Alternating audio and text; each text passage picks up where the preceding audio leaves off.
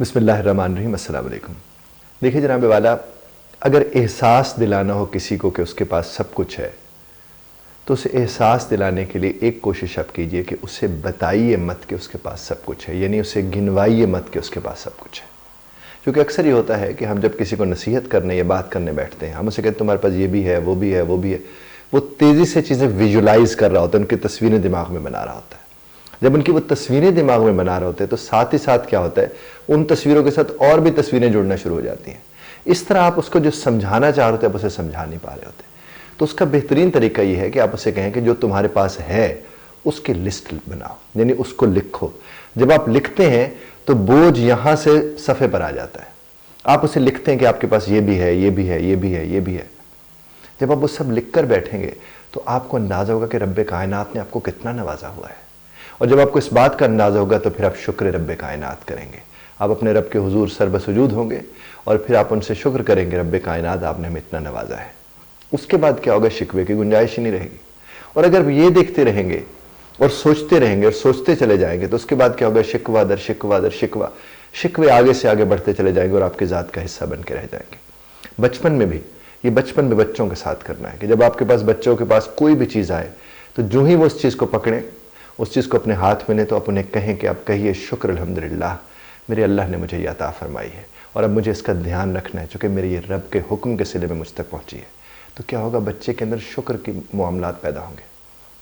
इसी तरह से आपके बच्चे स्कूल्स में पढ़ते हैं, कॉलेजेस में जाते हैं, वो जब वापस आते हैं तो कंपैरिजन्स करते हैं कि उसके पास ये और मेरे पास वो नहीं, उसके पास वो है और उसमें। बच्चों को अपने साथ कंपैरिजन करना सिखाएं। उन्हें कहे तो आपका किसी से मुकाबला है ही नहीं, आप एक इंडिविजुअल हैं। जो आप हैं वो कोई नहीं हो सकता, क्योंकि मेरे रब की बड़ी खूबसूरती में से एक बड़ी खूबसूरती ये है कि हम सब इंडिविजुअल हैं और इंडिविजुअलिटी ही इंस्पिरेशन होती है। जो मैं हूं वो बस मैं ही हूं, जो आप हैं वो बस आप ही हैं और कोई आपके जैसा नहीं हो सकता। उसकी बुनियादी वजह यह है कि मेरे रब ने हमें इस तरह से बनाया है कि हमारी इंडिविजुअलिटी हमारी खूबसूरती है। तो अगर हम अपने साथ ही मुकाबला करना शुरू कर देंगे, हम किसी के साथ मुतासिब होने वाला रवैया नहीं रखेंगे, नफ़रत तो हमें होगी नहीं किसी के साथ, किसी का लड़ाई झगड़ा हमारा नहीं होगा और हम हर वक्त बतौर शाकिर अपनी ज़िंदगी गुजार रहे होंगे, बतौर शुक्रगुजार अपनी ज़िंदगी गुजार रहे होंगे। तो ये आपको और हमें इस बात को समझना है और अपने बच्चों को ख़ास तौर पर यह समझाना और बताने कि बेटा बात सुनो, मेरे अल्लाह ने तुम्हें कितना नवाजा है चीज़ों के साथ, ज़रा बैठ के लिस्ट तो बनाओ। देखिए, अगर एक बच्चा कहता है कि फ़लाँ के पास 4000 रुपये वाली वो किताब है जो रंगीन सफ़ों वाली है, और एक बच्चा है जिसके पास वो किताब है जिसने उसकी फ़ोटो कॉपी करवा रखी है, और एक बच्चा है जिसे वो भी नसीब नहीं है और वो कहीं से तस्वीरें खींच के ले जाते हैं उन 3-4 चैप्टर्स की जिसको उसने पढ़ना होता है। जब उसे अपने से नीचे कहा जाता है ना, अपने से नीचे वालों को देखें तो आपको एहसास होगा कि आप कितने अमीर हैं और आपको एहसास होगा कि आपको कितना शुक्र अदा करना चाहिए। और यही बात हमें ख़ास तौर पर समझनी चाहिए।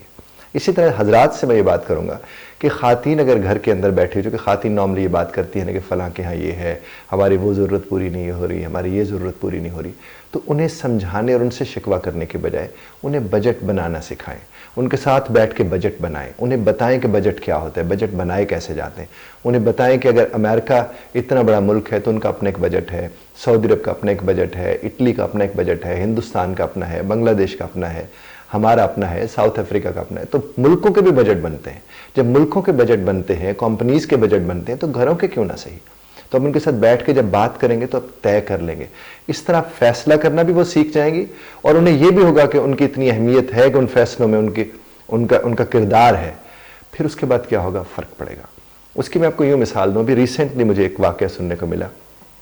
एक 5 मरले के घर का बिल आया 12,000 रुपये और मैं हैरान रह गया कि अब तो बिल इतने कम आ ही नहीं रहे, कैसे 12,000 आ गया।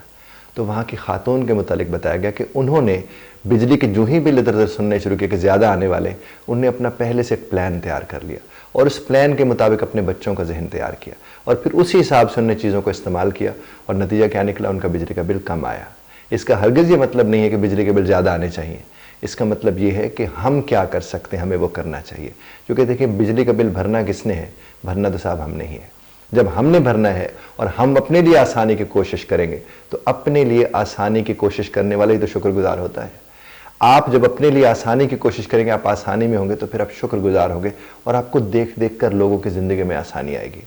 तो ये बात अगर आप समझेंगे तो इससे किसको फ़ायदा होगा, आप ही के घर को।